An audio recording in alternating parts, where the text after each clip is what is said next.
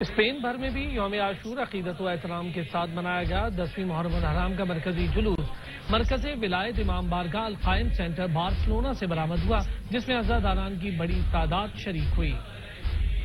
یوم عاشور کا مرکزی جلوس مرکز ولایت القاسم سینٹر بارسلونا سے برآمد ہوا، جو مخصوص راستوں سے ہوتا ہوا پلازا آرک دی ٹرونف میں اختتام پذیر ہوا۔ علماء کرام نے فلسفہ شہادت بیان کیا اور امام عالی مقام علیہ السلام کو ماتمی سنگت صدائے امام مظلوم کربلا نے الوداعی پرسا دیا۔ عزاداروں نے ماتم کر کے نواسہ رسول صلی اللہ علیہ وآلہ وسلم سے عقیدت کا اظہار کیا۔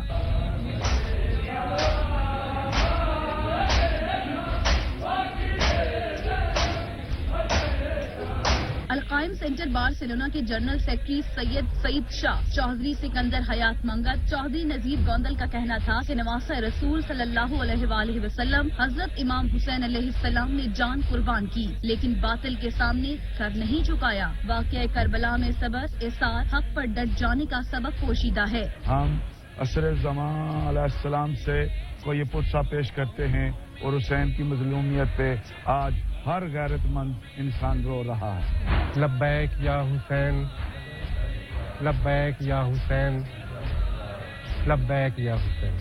امام حسین علیہ السلام ایک ایسی ہستی ہیں اور ایسے ایک انسان کے نواسے اور ایسی ماں کے لفظ جگر ہیں جن کو قیامت تک بلایا نہیں جا سکتا ہمارے دین میں۔ امام حسین علیہ السلام ایک ایسی ہستی کا نام ہے جن کا نام قیامت تک یاد رکھا جائے گا اور ان کی قربانی کو کبھی بھولا نہیں جائے گا۔ انسان کو بیدار تو ہو لینے دیں، ہر قوم پکارے گی ہمارے ہیں حسین۔